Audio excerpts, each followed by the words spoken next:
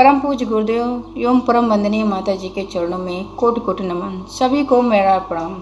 सूर्य नारायण की महिमा और गायत्री मंत्र और भरत जी का चरित्र। भरत जी का नित्य नियम था कि 4 बजे ब्रह्म मुहूर्त में स्नान करते थे। कट तक जल में खड़े रहकर सूर्य नारायण का ध्यान और गायत्री मंत्र का जाप करते थे।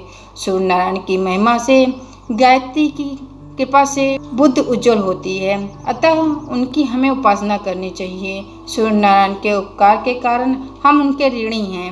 वे जगत को सतत प्रकाश दान करते हैं। उनका उदय न होने पर जगत में प्रलय होता है। समस्त स्थावर जगत की आत्मा सूर्य है। सूर्य नारायण सभी को प्रकाश देते हैं।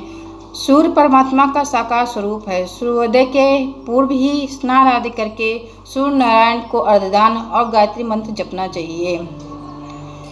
रात 11 बजे के बाद का समय राक्षस काल कहा गया है। इस निषिद्ध काल में भोजन नहीं करना चाहिए। ऐसा करना ठीक नहीं है। सूर्य, चंद्र, समुद्र ईश्वर की मर्यादा का उल्लंघन नहीं करते। हे मानव, परमात्मा की मर्यादा का पालन करने के लिए तुझे सुख समृद्धि दी गई है। भरत जी प्रार्थना करते हैं कि मेरी बुद्धि, मेरा मन कहीं दुर्गमी न हो जाए। भगवान के तेजमय स्वरूप में का मैं चिंतन करता हूँ। अर्थ और ज्ञान के साथ गायत्री जप करना चाहिए। ईश्वर में मन से तन्मय होना ही मानसिक सेवा होती है। माया की गति बड़ी विचित्र है। कमर तक जल में भी भरत जी खड़े हुए थे कि ग्रीष्म ऋतु थी। एक गर्भवती हिरणी प्रातः काल जलपान करने आई थी। इतने में कहीं से सिंह ने गर्जना की, जिससे वह हिरणी भयभीत हो गई। उसने सोचा कि गंडकी नदी पार कर लूं। उसने जोर से छलांग मारी। प्रसव काल समीप था, अतः हिरण शावक का जन्म हो गया। वह नदी के जल में गिर पड़ा। दूसरे किनारे पर हिरणी की भी मृत्यु हो गई। उन्होंने इस बच्चे में भगवान के दर्शन किए।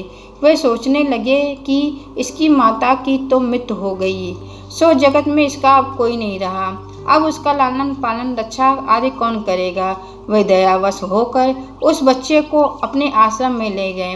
भरत जी ने मृग बालक को घर में रखा। वह ठीक तो हो गया, पर उसके मोह ने भरत को जकड़ रखा था। उसको अपने से अलग न कर सके।